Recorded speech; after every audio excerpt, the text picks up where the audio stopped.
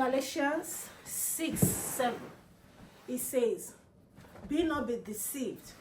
Whatever a man soweth, that he will reap." See, a lot of us downplay that particular verse, and we kind of try to play ignorance of the fact that nature takes record of events, of our lifestyle, whatever we are giving, whatever we're sowing.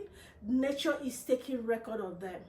And as in the IT world, as it's been said, that garbage in, garbage out, meaning whatever you sow, you will reap. Technically, that's what it means.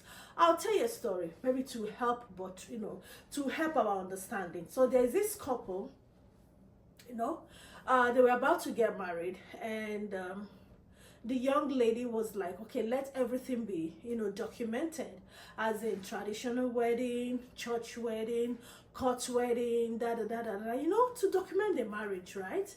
And that's after they have agreed, both adults have consented and have agreed to go into, the union of holy matrimony. The young man, objected to church wedding and court wedding. He said he's going to do only traditional wedding and that's it. And the lady was like, okay, but at least after traditional wedding, can we do court wedding? At least let it be documented. Let them have a legal marital document to show, and the young man, declined. Now, this young lady now thought that, okay, maybe if she talks to the family members, if she talks to maybe some important personalities in the young man's life, that could help, which she tried. So when she called the, soon-to-be in-laws and, tabled her concerns, they were like, he's a grown adult, he's old enough to make his decisions. She tried to talk to other people that are close to the young man declined. And she was like, okay, that she has invested a lot emotionally, psychologically, and even physically into this relationship, that she thought it was not wise for her to, to go back. So she consented, even though it was not her will. Her parents were like, the lady's parents, even tried to talk to the young man. The young man was like, no, only traditional wedding, and he's done. He's not doing anything more than that. Now, just to make you understand the background story, the concerns for the young man was not finance. They have the finance. They had the finance at the time. The only concern was like, that was his mentality, that was his belief. As long as both consenting families have agreed and there's an exchange of gifts, marriage is done. That's okay, and he's right. But in this time and age, there's a document, every marriage has a document, which traditional wedding will not give you. And the only place you get those documents is when you have a court wedding, when you have your wedding in the court, and which was what the lady was looking for. She was like, let me have a document. Let's have a document for this marriage. And the guy declined. Anyway, she continued with the marriage, and the parents advised her that, since this man is giving this kind of vibe, I think the best thing is focus on self-development. So she started developing herself. She started focusing her energy into things that will, develop her. So they went into the marriage, they carried on the marriage like that. First child, second child, third child. Now, mind you, this lady now started self-developing herself. So she got to a level where she was working, they wanted to send some professionals abroad, and she happened to be one of them. So she was chosen in the office to travel abroad to represent one of their companies, one of the organizations outfits that is outside the country. And in order to process those documents for her and the family to relocate, then she has to show that she's legally married by the husband. So the document for the children was not a problem, because she showed evidence of those children being hers. Her own document was not a problem. Now the problem was how do you have to show us something that this young man that you called your husband is actually your husband. That was where the problem now came. So the husband now said, okay, so what are they going to do? They said, well, they don't have any document to show that their marriage is legal. I mean, just telling them that, oh, we marry traditionally is not enough. So when it comes to documentation, we're in 2024, in this dispensation, you have to prove it with a document. And the man asked, oh, what are they going to do? And the lady was like, well, that means he won't have to follow them, to travel out. I mean, she has to go with her children. And he was like, no, but we're a family. We have to go as a family. And the lady was like, right, but we don't have anything to show that you and I are married.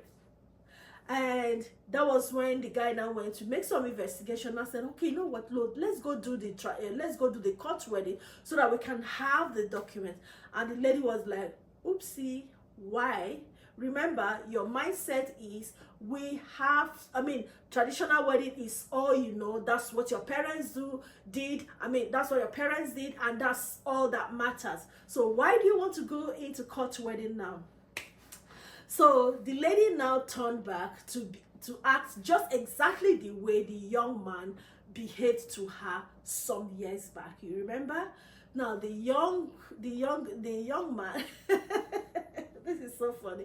So the man now went to talk to the parents of the lady, and the father of the lady now said, if you ever do this court wedding with this guy, you cease being my daughter. This is what he did to you years back, and now he wants to do it because of his own selfish interest. Now the guy now went to some of the in-laws and family friends who were aware of their situation when they were about to get married.